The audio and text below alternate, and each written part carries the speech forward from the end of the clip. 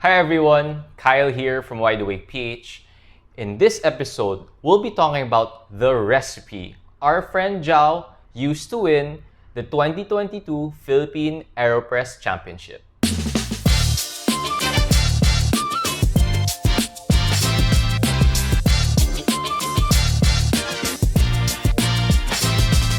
So before we do a deep dive into the recipe, let's first introduce the guy who made it. So the man who made it is our friend Zhao Austero from Olongapo, and like us, he's a coffee home brewer, but he took it to another level. So I've been with him in this 2-year coffee journey of his. We sold him some coffee, we tasted coffees together, but now he's also a coffee roaster. So he helms Austero Coffee Roasters. So if you're interested, you should definitely check him out and buy a bag from him. We did an episode before where we showcased our favorite go-to AeroPress recipe. So we like that recipe a lot, and we still do. It's really great for getting to know a coffee and having a very easy, consistent, and reliable result. But I doubt that would win the 2022 Philippine AeroPress Championship. So today, we'll check out Zhao's winning recipe and do a deep dive and dissect what makes it so good. I spoke to Zhao himself and did a short interview with him to understand what makes the recipe so good. So after speaking with Zhao, I found out that he did a lot of work, trial and error, and research before landing on the winning recipe. So basically, he did multiple cupping sessions with the Philippine AeroPress Championship coffee. He got to know and understand the flavor characteristics, the roasting style of that particular coffee. And then from there, he experimented with 6 different recipes before landing on the championship winning one. And you can see that recipe right here. First, let's start with the coffee that the competitors were working with. So what they were working with is a medium roasted, washed Peruvian coffee. So Zhao tells me the coffee that he was working with was pretty medium roasted, or what he calls an omni roast. So that's a coffee that's developed or caramelized enough that it works both for filter coffee and espresso coffee. But knowing Zhao, he really prefers lighter to medium light roasts for the clarity and crispness of the cup. So knowing that he was working with a more developed, a darker roasted medium coffee, he wanted to achieve a cup that is crisp, clean, clear, that could be enjoyable from hot to cold without being cloudy. So he developed his recipe with that particular goal in mind, and that's what we should keep in mind when dissecting this recipe. So now we understand Zhao's goal in creating his perfect cup, his perfect AeroPress cup. We can now understand the decisions he made when crafting his winning AeroPress Championship recipe. So if we take a look at the recipe and break it down, you can see that he made use of 18 grams of coffee is to 200 milliliters of water. So it's a pretty tight coffee to water ratio. Further, he makes use of a coarse grind size with a low brew temp of 80 degrees Celsius that is steeped for 2 minutes. Further, for consistency's sake, what Zhao did was to use 3 times counterclockwise stirs at the beginning and at the 1-minute mark of his recipe, followed with a Scott Rayo 3-time spin before pressing.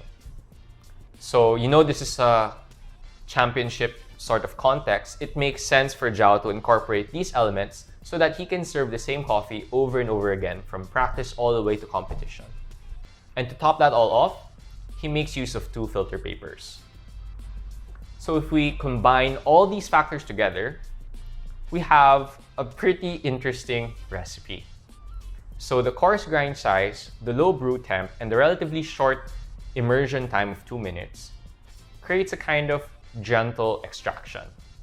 But because of the high dose size, meaning the tight ratio of 1:12, we're extracting a lot of coffee, basically. So what that does is the recipe is extracting a lot of the good acids, the good stuff from the coffee, without getting the bitterness and the dark chocolates, caramelized flavors that Zhao doesn't like in his coffee.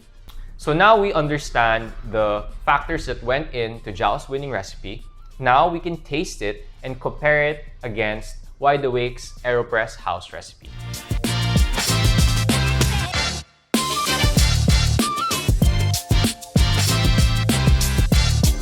So now we're done brewing. We brewed Guatemala Huehuetenango, roasted by us. So this one is Zhao's recipe, and then this one is Wide Awake standard house recipe. So let's get to tasting.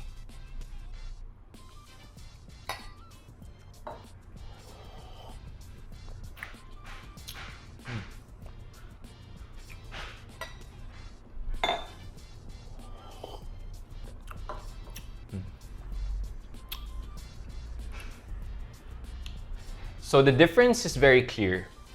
Zhao's recipe goes for this kind of tea-like, delicate, clean vibe, which is fair because that was his goal when crafting this recipe. So the body is very, very light and it gives way to the acidity of the coffee. So I taste more of the apple. There's kind of like a slight orange blossom kind of flavor going on. Very interesting. It's bringing out flavors that I haven't really tasted from our Guatemalan coffee. It's very, very good.